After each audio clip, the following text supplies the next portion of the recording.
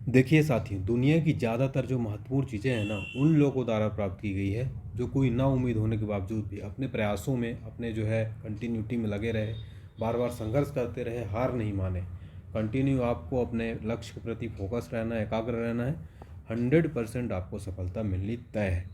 तो नमस्कार साथियों, आज 8 फरवरी 2022 है और आज का सबसे महत्वपूर्ण करंट अफेयर्स देखेंगे जो कि आपके आने वाले एग्जाम्स के लिए काफ़ी महत्वपूर्ण होते हैं। तो वीडियो में एंड तक बने रहिएगा। ज़बरदस्त करंट अफेयर्स के साथ, पॉजिटिव एनर्जी के साथ बिल्कुल ज़बरदस्त धमाकेदार शुरुआत करने वाले हैं। उससे आगे बढ़ने से पहले आपको बता दें कि जो करंट अफेयर्स है सभी एग्जाम्स के लिए काफ़ी महत्वपूर्ण है और जितने न्यूज़पेपर होते हैं, न्यूज़ चैनल्स होते हैं और आपकी वेबसाइट होती है, एप्लीकेशन है, सारे से सेलेक्टेड क्वेश्चन छांट के क्वेश्चन में लाता हूँ। इंडिया का बेस्ट करंट अफेयर्स है, भले आप लोग इसको ज़्यादा लाइक और शेयर नहीं करते, वो अलग बात है, लेकिन अगर आप पूरा वीडियो देखेंगे तो आपको मज़ा आ जाएगा। और हमें मोटिवेट करने के लिए एक प्यारी सी लाइन ज़रूर कर दीजिए, मुझे बहुत अच्छा लगता है सारे कमेंट पढ़कर, सबके कमेंट में रीड करता हूँ। इसका पीडीएफ फाइल कहाँ मिलेगा, आप लोग डेली कमेंट करते हैं। टेलीग्राम चैनल को जल्दी से ज्वाइन कर लीजिए, डिस्क्रिप्शन बॉक्स में लिंक है चैनल का। और इसके अलावा आप online H D point Telegram में जाइए, सर्च करिए, वहाँ से भी आप, अगर टेलीग्राम नहीं है तो आप टेलीग्राम प्ले स्टोर से इंस्टॉल कर लीजिए, उसमें ज्वाइन कर लीजिए। वहाँ पर काफ़ी अच्छे नोट्स वगैरह, ट्रिक वगैरह, क्विज वगैरह सब कुछ कराई जाती है। ज़रूर जल्दी से इंस्टॉल कर लें टेलीग्राम और online H D point search करके ज्वाइन कर लें। चलिए, इसके अलावा देखिए, जनवरी से दिसंबर तक का कंप्लीट 2021 का करंट अफेयर्स बनाया गया है, पीडीएफ है। इसमें 1100 करंट अफेयर्स हैं, मतलब कि हर एग्जाम में करंट अफेयर्स क्वेश्चन आते हैं।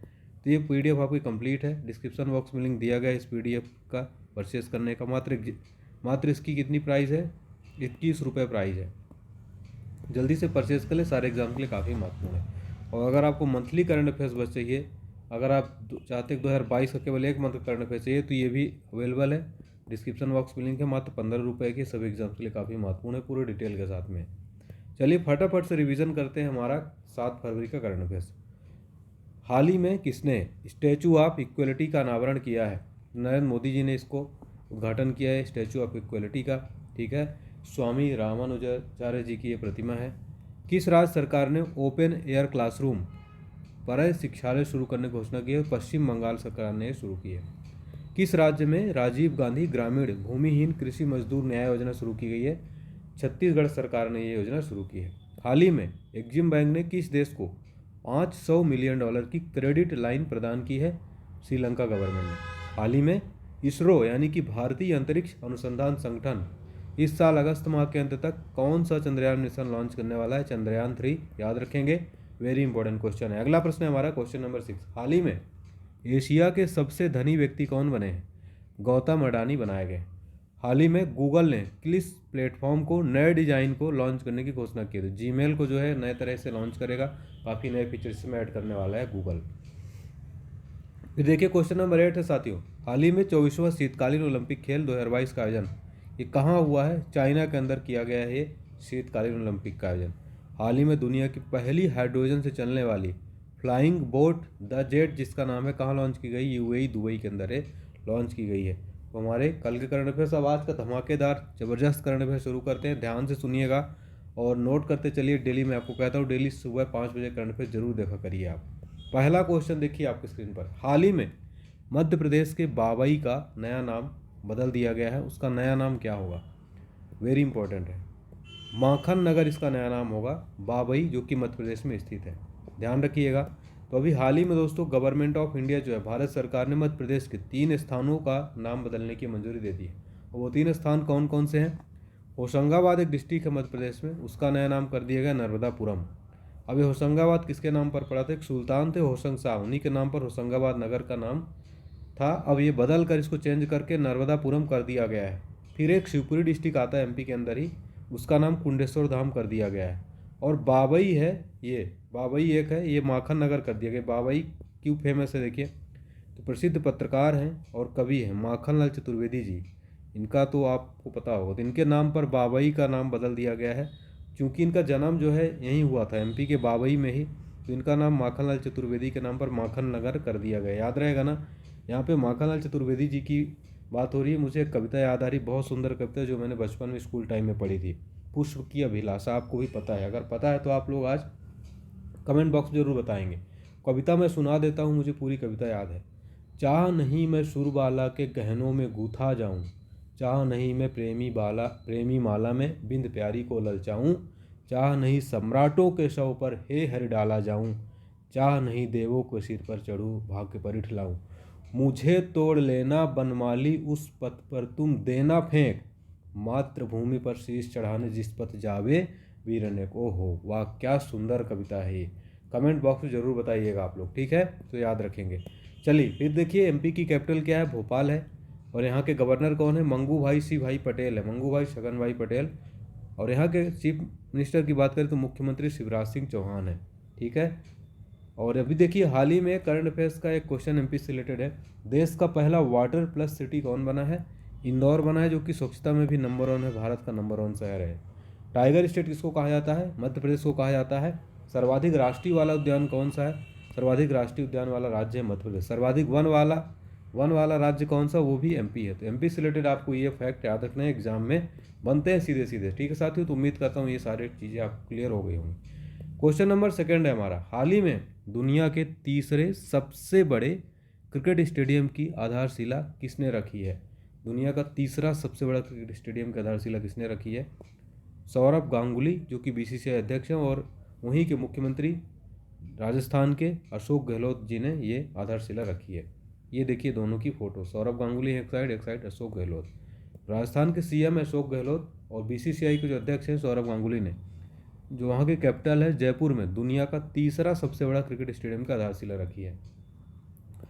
अब ये जो जयपुर का अंतर्राष्ट्रीय क्रिकेट स्टेडियम दोस्तों भारत का दूसरा सबसे बड़ा और दुनिया का तीसरा सबसे बड़ा क्रिकेट स्टेडियम हो जाएगा, यानी कि इंडिया का 2nd नंबर पर हो जाएगा, वर्ल्ड में तीसरे नंबर पर है।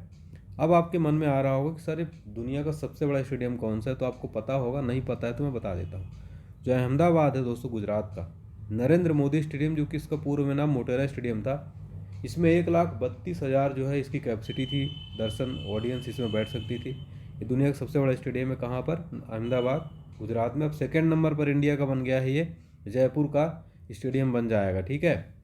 और देखिए इसके बाद अगर वर्ल्ड में बात करें 2nd नंबर पर कौन है, तो वो ऑस्ट्रेलिया का मेलबर्न क्रिकेट ग्राउंड MCG जो है, इसमें 1,24,000 दर्शकों की क्षमता है। और अब ये जयपुर में बन रहा है 100 एकड़ से अधिक भूमि पर, जयपुर दिल्ली बाईपास पर राजस्थान क्रिकेट अकादमी द्वारा नया अंतर्राष्ट्रीय स्टेडियम में बनाया जाएगा। इसकी कितनी कैपेसिटी है, तो इसमें जो कैपेसिटी है 75,000 दर्शकों की है ये, ठीक है।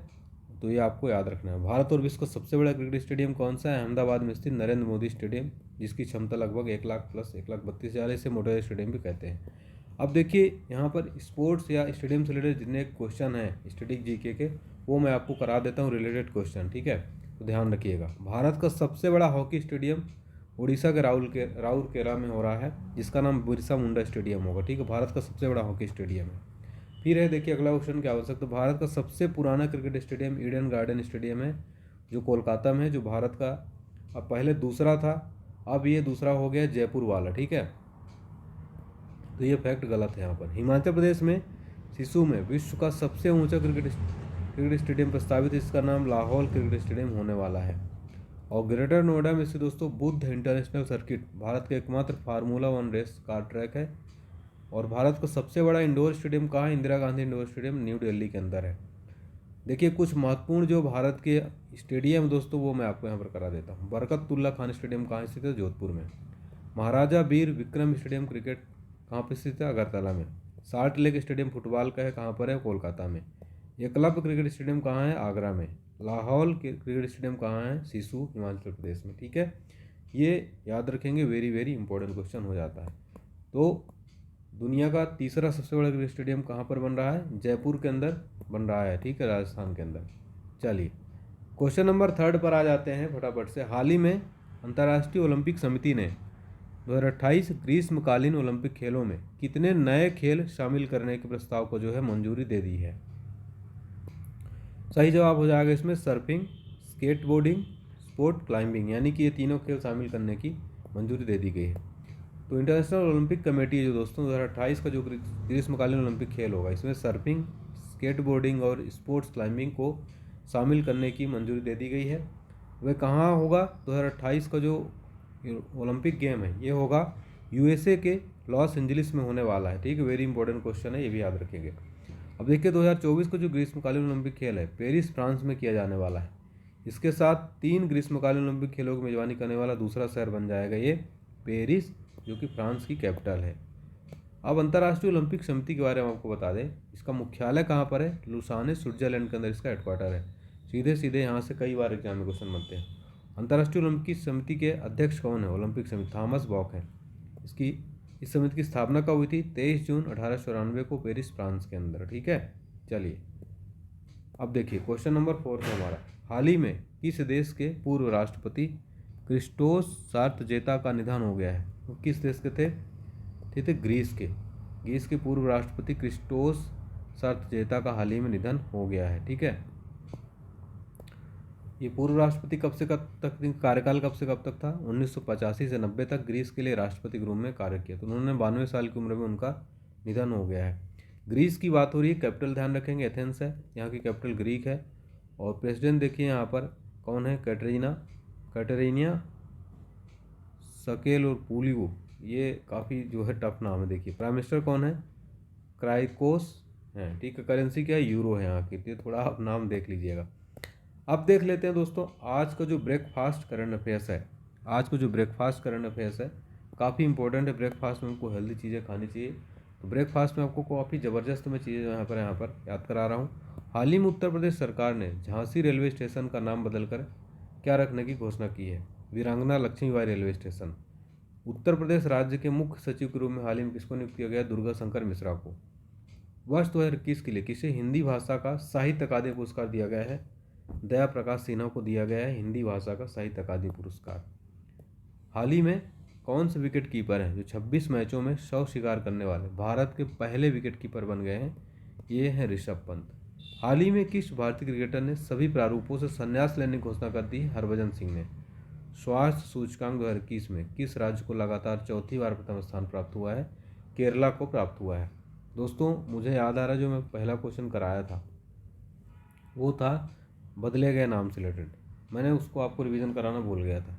अब मैं यहाँ पे फटाफट से रिवीजन करा देता हूँ। हाल ही में देखिए फेसबुक कंपनी का नया नाम हो गया है मेटा। क्या हो गया है? मेटा। और माउंट हैरियट अंडमान और निकोबार द्वीप समूह में स्थित इसका नया नाम कर दिया गया mount Manipur. Jim Corbett tiger reserve का नया नाम कर दिया गया रामगंगा राष्ट्रीय उद्यान। फैजाबाद रेलवे जंक्शन का नाम कर दिया गया अयोध्या कैंट। ठीक है, और पाताल पानी रेलवे स्टेशन जो मध्य प्रदेश में, इसका नाम कर दिया गया तांत्या मामा रेलवे स्टेशन। ये आपको याद कर लेना है। जनरल साइंस की बेहतरीन नोट्स पूरा 5000 plus question, 1500 MCQ। Description box में लिंक है, मात्र 29 रुपये प्राइस है, जल्दी से परचेज कर लें। डिस्क्रिप्शन बॉक्स में लिंक दी गई है। देखिए हमारा अगला क्वेश्चन है क्वेश्चन नंबर 5। हाल ही में अंडर 19 विश्व कप 2022 खिताब किस देश ने जीता है? इसमें 19 वर्ष तक के खिलाड़ी जो हैं पार्टिसिपेट करते हैं, खेलते हैं। तो अंडर 19 विश्व कप 2022 खिताब जीत लिया अपना इंडिया देश, भारत ने जो है जीत लिया है। देखिए चैंपियन बन गया इंडिया। तो भारत ने दोस्तों लगातार पाँचवीं बार ये खिताब था, लगातार नहीं था, 5वीं बार ये खिताब मेडल जीता है। सन 2000 में, से पहले 2008 में, 2012 और 2018 के ट्रॉफी इंडिया अपने नाम कर चुकी है। और इसके जो कैप्टन थे कौन थे? यश ढूल थे ये कैप्टन, याद रखिए। किस स्टेडियम में हुआ था? तो एंटीगुआ के सर विवियन रिचर्ड स्टेडियम में ये खेला गया। और इंग्लैंड को 4 विकेट से हरा दिया है भारत ने। किसको हराया? इंग्लैंड को हराया है। इसको याद रखेंगे, 5वां खिताब था भारत का ये। इससे पहले मोहम्मद कैफ, विराट कोहली, उन्मुक्त चंद, पृथ्वी शॉ के बाद खिताब जीतने वाले 5वें भारतीय कप्तान कौन बन गए हैं? यश ढूल बन गए हैं। ठीक है, तो काफ़ी इंपॉर्टेंट क्वेश्चन है। तो यहाँ पर देखिए भारत ने 44.5 ओवर में 189 रनों पर ढेर कर दिया था। भारत ने 190 रनों का लक्ष्य जो है 2.2 ओवर पहले ही रहते पूरा कर लिया था। ठीक है, तो ये ध्यान रखेंगे। फिर देखिए अगला क्वेश्चन है हमारा। हाल ही में NCERT का नया निदेशक किसको नियुक्त किया गया है? NCERT इसका फुल फॉर्म क्या होता है आगे बताएंगे। सबसे पहले देख लेते इसका निदेशक किसको बनाया गया है? दिनेश प्रसाद सकलानी को बनाया गया है। देखिए ये दिनेश प्रकाश सकलानी। देखिए दोस्तों प्रोफेसर दिनेश प्रसाद सकलानी को राष्ट्रीय शैक्षिक अनुसंधान और प्रशिक्षण परिषद, इंग्लिश में NCERT की फुल फॉर्म क्या है? National council of educational research and training. ठीक है, national council of educational research and training का नया निदेशक बना दिया गया दिनेश प्रकाश सकलानी को। अच्छा, किसका स्थान लिया इन्होंने? ऋषिकेश सेनापति का स्थान लिया है। NCERT का मुख्यालय कहाँ पर है? नई दिल्ली के अंदर है। NCERT का संस्थापक भारत सरकार ने किया था। NCERT की स्थापना कब हुई थी? 1961 में की गई थी। तो ये क्वेश्चन आपके एग्जाम में बनेगा। तो NCERT के अब नए निदेशक बन गए हैं कौन? दिनेश प्रकाश सकलानी। ठीक है, चलिए हाल ही में जो नियुक्तियां हुई हैं, अब नियुक्ति से रिलेटेड क्वेश्चन, तो रिलेटेड क्वेश्चन क्या हो जाएगा? नियुक्ति से रिलेटेड। जितनी नियुक्तियां हाल ही में हुई है वो मैं आपको करा देता हूँ। चीफ ऑफ स्टाफ कमेटी के अध्यक्ष कौन बने हैं? सेना प्रमुख जनरल MM नरवणे को बनाया गया है। नौसेना के 25वें अध्यक्ष कौन बने हैं? एडमिरल हरि कुमार को हाल ही में बनाया गया है। हाल ही में राष्ट्रीय सुरक्षा परिषद सचिवालय में उप राष्ट्रीय सुरक्षा सलाहकार विक्रम मिश्री को बनाया गया है। हाल ही में ब्रह्मोस एरोस्पेस के CEO और MD कौन बने? अतुल दिनकर राणे को। भारतीय राष्ट्रीय राजमार्ग प्राधिकरण के अध्यक्ष कौन बने? अलका उपाध्याय को हाल ही में बनाया गया है। ठीक है, चलिए अगला क्वेश्चन है, हाल ही में किस बैंक को भारतीय उद्योग परिसंघ पुरस्कार से सम्मानित किया गया है? तो किस बैंक को किया गया साथियों? कर्नाटका बैंक को किया गया। ऑप्शन सी यहाँ पर करेक्ट हो जाएगा। तो देखिए दोस्तों, ये पुरस्कार किस लिए दिया गया? तो डिजिटल परिवर्तन में सर्वश्रेष्ठ जो है इसके लिए भारतीय उद्योग परिसंघ यानी कि confederation of Indian industry CII द्वारा अभिनव सर्वोत्तम अभ्यास KBL विकास की मान्यता में डिजिटल परिवर्तन पुरस्कार 2021 से सम्मानित किया गया है। और आपको बता दें कि DX अवार्ड उन जो है संगठनों को दिया जाता है जिन्होंने डिजिटल क्षेत्र में बहुमूल्य योगदान दिया। कर्नाटका बैंक ने ऐसा योगदान दिया था इसलिए इसको दिया गया है। ठीक है, भारतीय उद्योग परिसंघ द्वारा दिया गया है। कर्नाटक बैंक लिमिटेड के अध्यक्ष कौन है? प्रदीप कुमार पांजा है। कर्नाटका बैंक का मुख्यालय बेंगलुरु में है, मैंगलोर में है सॉरी। कर्नाटक बैंक की स्थापना 18 फरवरी 1924 की गई थी। कर्नाटका बैंक के CEO महाबलेश्वर MS है। ठीक है, तो ध्यान रखिएगा। अब हाल ही में देखिए क्वेश्चन अवार्ड से रिलेटेड था, तो अवार्ड से रिलेटेड जितने भी क्वेश्चन अभी हाल ही में हुए हैं सारे मैं आपको करा देता हूँ। ठीक है, पुरस्कार से संबंधित था, पुरस्कार से रिलेटेड मैं आपको सारे क्वेश्चन यहाँ पर करा देता हूँ। देखिए, sports journalist federation of India award 2021 किसको मिला? सुनील गावस्कर को। हाल ही में रामानुजन पुरस्कार 2021 किसको दिया है? गणितज्ञ नीना गुप्ता को। हाल ही में मदर टेरेसा मेमोरियल अवार्ड 2021 किसको दिया है? डॉक्टर अनिल प्रकाश जोशी, विद्युत मोहन और रिद्धिमा पांडे को। संयुक्त राष्ट्र महिला पुरस्कार 2021 किसको दिया है? दिव्या हेगड़े को। हाल ही में टाइम पत्रिका के पर्सन ऑफ द ईयर 2021 कौन बने हैं? टेस्ला के founder CEO Elon Musk. Time magazine 2021 की सर्वश्रेष्ठ एथलीट कौन बनी है? सिमोना बाइल्स बनी है। तो ये क्वेश्चन पुरस्कार से रिलेटेड वेरी वेरी इंपॉर्टेंट है, इनको आप नोट कर लीजिएगा, स्क्रीनशॉट ले लीजिएगा। क्वेश्चन नंबर 8 था, बाटा इंडिया ने हाल ही में इसे अपना ब्रांड एम्बेसडर बनाया गया है। बाटा इंडिया कंपनी का जो ब्रांड एम्बेसडर बनाया गया वो बनाया गया दिशा पाटनी को, हाल ही में बनाया गया है। ये हैं दिशा पाटनी। तो देखिए बाटा जो है इसकी स्थापना 1894 में हुई थी। कहाँ की कंपनी है बाटा? ये स्विट्जरलैंड की कंपनी है। ठीक है, हेडक्वार्टर लुसाने में है, स्विट्जरलैंड में। थॉमस बाटा जो इसके फाउंडर थे, आप लोग बाटा के शूज़ वगैरह स्लीपर वगैरह पहनते होंगे। ठीक है, तो आज जान लीजिए कि इसका स्विट्जरलैंड की कंपनी है। चेयरमैन है ग्राहम अलन और CEO है संदीप कटारिया। ठीक है, चलिए अब महत्वपूर्ण ब्रांड एम्बेसडर से रिलेटेड क्वेश्चन था, तो अभी हाल ही में जितने ब्रांड एम्बेसडर नियुक्त किए गए, मैं सोचा रिवाइज करा देता हूँ, एग्जाम में सीधे क्वेश्चन बन जाता है। Aarogya Setu app, leader batteries, विमल पान मसाला, इसके ब्रांड एम्बेसडर कौन है? अजय देवगन है। पॉलिसी बाजार के ब्रांड एम्बेसडर कौन है? बीरेन सहवाग है। C8 और अर्बन के ब्रांड एम्बेसडर कौन है? राणा दुग्गुवती हैं। गवर्नमेंट एडेड मास मैरिज स्कीम के ब्रांड एम्बेसडर कौन है? यश और उनकी पत्नी राधिका पंडित। सिस्का LED, बेवकूफ.com के ब्रांड एम्बेसडर कौन है? राजकुमार राव। सेलेक्टेड होम के ब्रांड एम्बेसडर कौन है? सैफ अली खान। फोन पे के ब्रांड एम्बेसडर आमिर खान है। ITM ग्रुप ऑफ इंस्टीट्यूशन के brand ambassador Kidambi Srikanth. Brand ambassador से related very very important question आती हैं, इसको नोट कर लीजिएगा। चलिए अगला क्वेश्चन है, हाल ही में रमेश देव का निधन हुआ है, वह कौन थे? रमेश देव का हाल ही में निधन हुआ दोस्तों, वो एक अभिनेता थे। ठीक है, तो देखिए अभिनेता थे। अब देखिए आज का परीक्षा मंत्र, जो परीक्षा मंत्र होता है आपके एग्जाम में काफ़ी सहायक सिद्ध होता है, तो इसको आप ध्यान से सुनिएगा।